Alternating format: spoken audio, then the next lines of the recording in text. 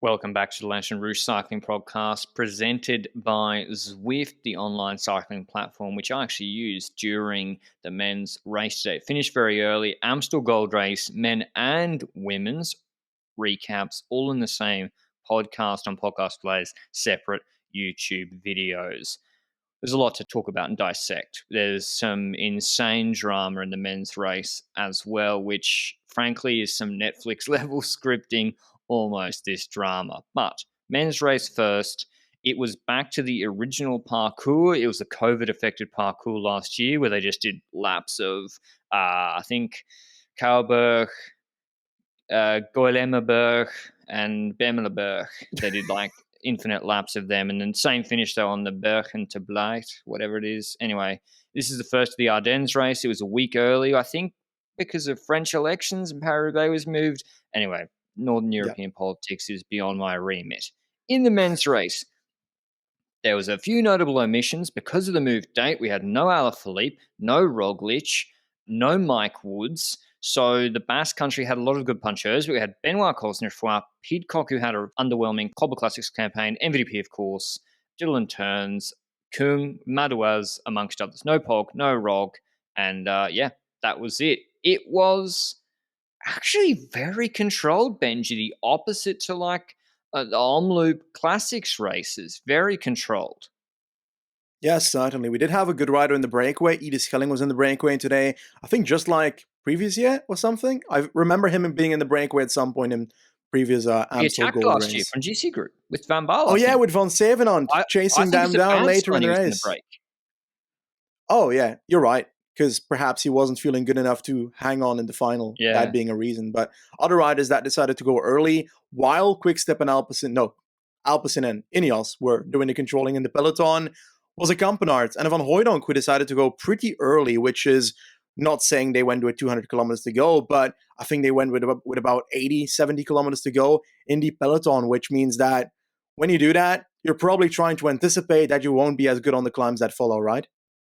Yeah, exactly. And I don't know, Kampenaerts getting in there as well. I was surprised. Van Hooijdonk makes a lot of sense. They've got Laporte, Bernard as their leaders. But yeah, I was surprised, as I said, to see guys who I would think would try their hand later in the race, sort of spending their bickies early. And yeah, that break was well controlled. Alpes and Phoenix were controlling, Ineos a little bit, mostly Alpes, and MVP after his Tour of Flanders victory, the 5-star favourite. Kampenaerts, Benji. We progress into the race. Nothing's really happening. It's 90 seconds. Let's skip forward to 50 Ks to go. Kampenaerts starts getting dropped on a climb by Van Hooijdonk, not attacking, just maybe accelerating, but he started getting dropped. And I thought initially, are he and Schelling finessing each other because they've not been working?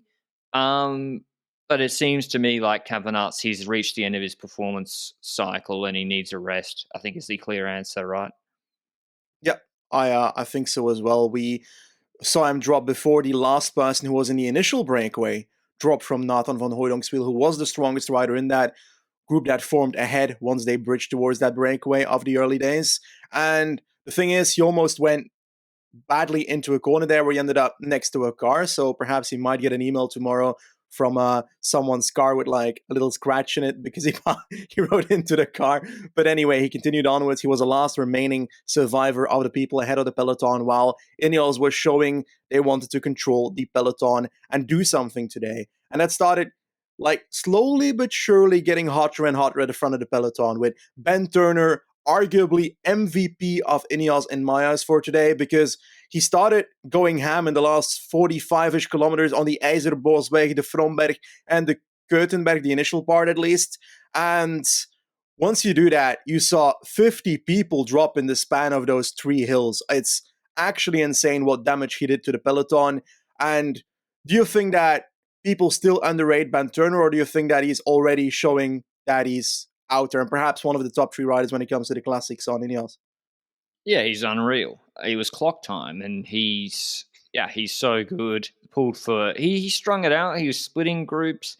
He brought back Kampenaerts and the whole Van Hooijdonk break himself. Then kept pacing, and it was unreal how much he had it in a line. Like Moritz would try and move up, and he's like, "Jesus, I can't stay up here in the wind."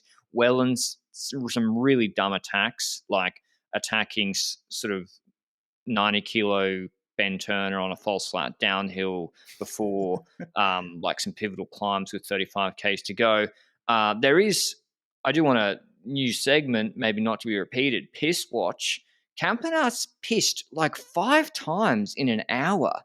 Seriously. So I don't know if that's related. Like, Why did you count that? Well, mate, I mean, you don't really notice the first one, but when the guy's in the break and the camera's always on him because he's Belgian, even though this is Netherlands, I swear to God, pissed 5 times in an hour. So I don't know what's up with that. Maybe he got the refueling or fueling wrong, and that's why he got dropped because he was carrying 10 kilos extra water in his belly. But clock finished, and Ineos looked like they wanted to split up this race. What climb was it, Benji? You've said I can't pronounce them today. I struggle with the Dutch Ardennes ones that Kwiato launched, Van Baarle and Pidcock.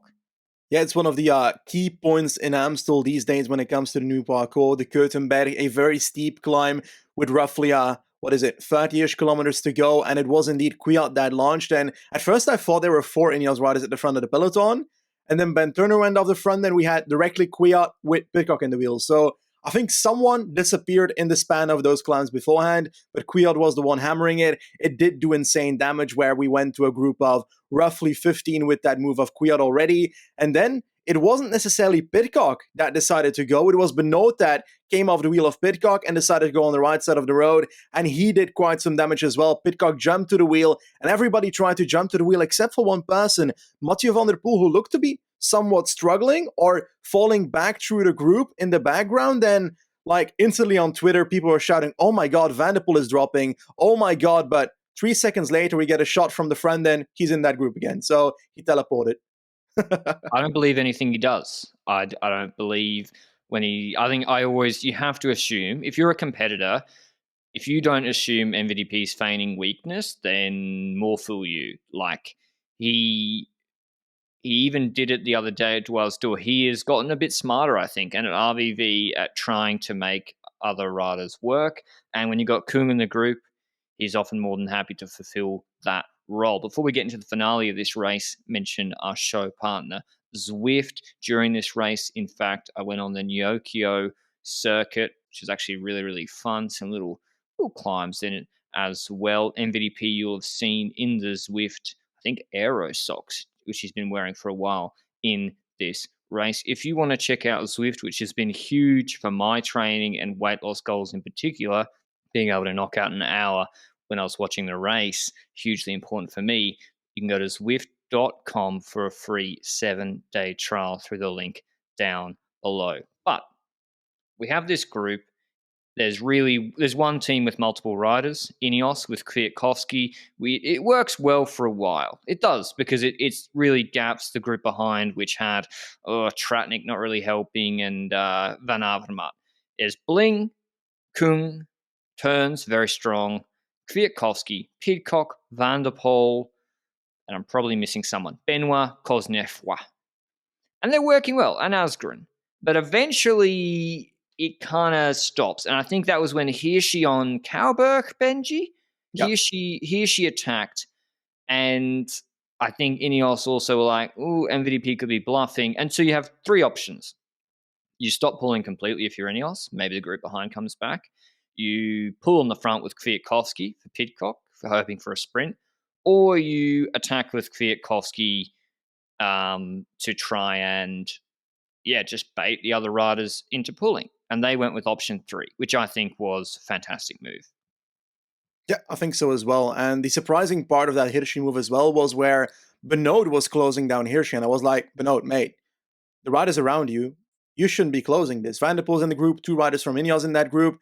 Yes, he shouldn't be closing that. And then they get towards Hirschi, like you said, and Kwiat makes that move. And I thought, okay, this is a dangerous move, because now cooperation will decide it. And we know that cooperation in chasing groups in the last few years has been notably missing.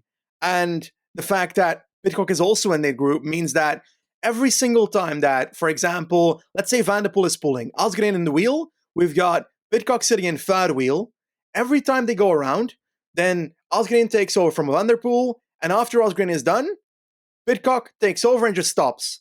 And at that moment, the person behind Pidcock should be passing Pidcock and take over directly. And I think Hirschi did that at one point in this race very well, so props on that. But the rest of the group was just kind of not doing that, and as a consequence, it's not working. But someone decided to counter it, right? I think Turns tried once, didn't really get there. He was marked very strong. And it was Benoit Cosnefroy who went huge gap. It was after there'd been some finessing, and he bridged to Kwiatkowski easily. Now we have another rider up the road, and that's really smart from him because Kung shouldn't pull. He might, but he shouldn't. Bling, I don't think Bling should pull. If I was his DS, I would have said don't pull because I just would have said that. It's really Asgren and MVDP that are going to get lent on. And MVDP did not look like he was in a mood to just pull the group for 5 minutes. This is a different situation to 2019 Amstel. He's got Asgren in the group. He's got Pidcock in the group. I don't know who was in his group. I'm not diminishing his 2019 win, but I am. I don't know. Did he have like Rigoberto Urán in his wheel when he won that, when he bridged across? Like, it's different guys here. And so he wasn't willing to pull, maybe not in his best form. And the gap's 30 seconds, 7Ks to go. Cosnefroy seemingly, and then it gets to 30 seconds. Ineos tell Kwiatkowski, stop contributing too much, stop pulling. And I think that was the best way to go because not just on paper, but 99% of the time, Benoit Cosnefroy, head-to-head, if they both get the same lead out, is a faster sprinter than Kwiatkowski. And they have Pidcock behind. But I think I was happy with them going to the finish, Benji, because it's not like Pidcock was in a group with Hirschi and Kung. MVDP is still there. Bling is still there. I still think even if Kwiato has a 30% chance, if he's sitting on, that is more than Pidcock in the flat sprint, I think. I think Pidcock, I love his sprint, but still, I don't know, against the others. But what did you think Benoit should have done? I guess he had no choice but to just pull Kwiato with him, right? Yeah, I think so as well. Now, I do think that Kwiato worked a bit towards the end as well and properly pulled through, and they shared the workload a bit. And it was towards the final 3 kilometers where I was thinking, who should be doing what here? Like, Kwiat should definitely not try and finish this race by going first into the sprint. That would be not a clever thing to do. But if you're Cosnefroy, I would also not be as confident to start it from the front with ease. So the part where I'm like thinking about is from 1.2k to like 600 meters, still keep pulling. But when you know you've got a decent gap with roughly 400 meters to go or 500 meters to go, something like that, I think Cosnefroy can start surplusing and so forth and play with that a bit more because we know Cosnefroy has that acceleration. Yes, Kwiatkowski has that as well, but I'd rate the acceleration of Cosnefroy higher than the one from Kwiatkowski. So if I was Cosnefroy, I'd decide to do that. But it seemed like Cosnefroy was happily leading into the sprint at a decent tempo from the front. He did slow a tiny bit. And yeah, what happened after? There was no chance of the Amstel 2019 repeat happening. MVDP had tried a couple of times. He was marked by Bling, by Pidcock, and by Asgren on at least 2 of the occasions. So that group stopped working. Benoit was chasing behind, but was over 150 meters behind them. And I think Benoit went too early. It was 200, 250, maybe somewhere in between. He's just gone a bit too early with Kwiato in his wheel. I think the fact that Kwiatkowski's he's not beating Peter Sagan and Harold Becker, Kwiatkowski, anymore, or hasn't been for the last couple of years. And I think that helped him hugely in this finish. Cosnefroy leads him out. He's got an incredible sprint, beat Alaphilippe head-to-head in the Britannia Classic sprint last year, and Kwiato comes out of his wheel, draws up to his hip, draws up to his shoulder, but he looks like he just cannot get past Cosnefroy once he's also in the wind in this long sprint. But they get to the line. Kwiatkowski bike throws. Cosnefroy doesn't. And suddenly, this is where the drama kicked off at Amstel Gold Race. Already people are like, oh, photo finish again. Benoit Cosnefroy was told on the radio before we'd seen any photo finish, he had won the race. We heard him shouting, yeah, in English, curiously. You saw him. You saw a demoralized Kwiatkowski because Ineos had placed it all on him, with Pidcock in the best form of this year. And suddenly we see the photo finish. It hasn't been announced yet. Nothing's been announced, but we see it on TV. Kwiatkowski had won, I'm not going to say easily, but clearly on the photo finish. It was much clearer than the Van Aert and Pidcock won last year. And the news filters through. You see Kwiatkowski. Kwiatkowski barely even looked happy. He actually, it's like when my wife told me, she's like, if someone said, haha, or someone's like, a practical joke, we're getting divorced. And then 20 minutes later, they're like, I was kidding. And you're like, haha. Like he seemed to be like, he'd taken an immense gut punch and it didn't bring him back. And obviously Krosnefro was crestfallen. Who told Benoit, Benji? Like, how was he told so fast? According to Sporza, the live commentary at least, it was told through Race Radio, which is hosted by UCI and Dutch National Federation members during races. So basically, they said on Race Radio, so to everybody, not solely to Krosnefro in person, that Krosnefro was the winner of the race. And we saw that in the reaction of Kwiatkowski instantly as well, before we saw that it was retracted when the finish photo went on the screen. And it's a real shame that this happens because, first of all, I find it scandalous that the winner is being decided before the photo finish is being shown, especially after last year. Last year was such a scandal in Amstel Gold Race when it comes to the photo finish between Wout van Aert and Tom Pidcock. And on the line, it was not clear who won. On the photo finish, it wasn't even properly clear who won.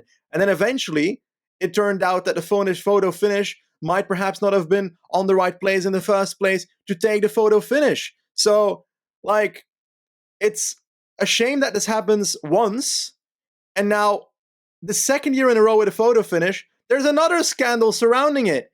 And I don't know if it's the same people doing it, but at least the organization should have been towards the people controlling the photo finish and so forth, and the people confirming the winner on Race Radio. Come on, let's do it right this year. And they did not. They fucked up. And it hurts so much that we see Colin Frost so happy, and it gets retracted just a few minutes later. And you said it. Kwiatkowski's reaction was not, yeah, I won. It was like, oh God, I won. And it's just a shame for cycling, a shame for this race, and I hate it. I actually hate it. I don't. It gives us great content. Keep it coming.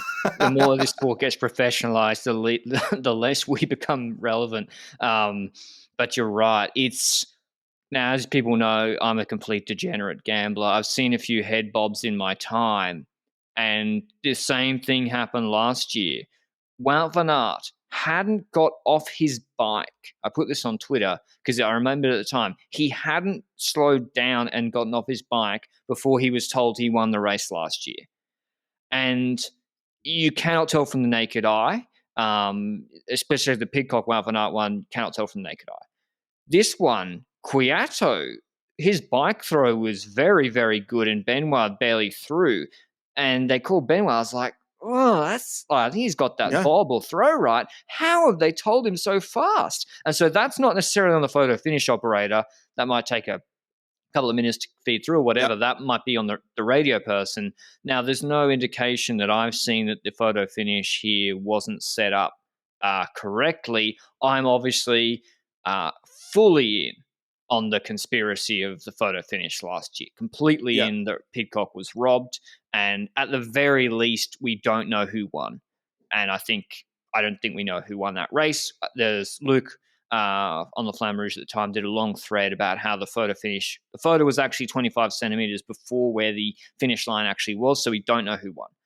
But in this occasion, Benji, I think it is clear Kwiatkowski won, which is at least better. But what else can change? What would you do if you're AG2R? You just be like, well, thanks, guys. That sucks. Well, I think in this situation, thanks, guys, that sucks is probably the answer that's happening because the right winner was selected if the photo finish was indeed placed correctly, which I haven't done research for, nor am I planning to because I can't be fucked to do so.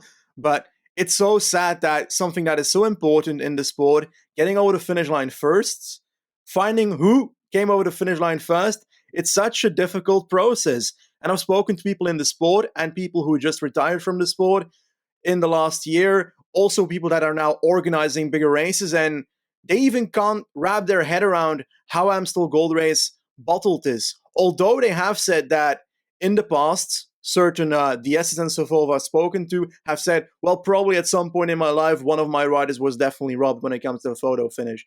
And if that is a thought that is in the head of a DS, sure, they might be biased for certain. But if that is something that is uncertain, then there's something wrong about the process. Now, I'm not a genius. I know how photo finishes are taken and so forth. I don't know why a photo finish is allowed to be X amount of centimeters before the finish and after the finish, according to the UCI rules, which I checked last year, which is a weird thing. Probably it has its reasons, but with some explanation, I'd probably understand. But it's such a, yeah, if it's not trustable, it's annoying. And it's such an important factor to sports, knowing who finishes first. I don't have any sympathy for Cosnefroy.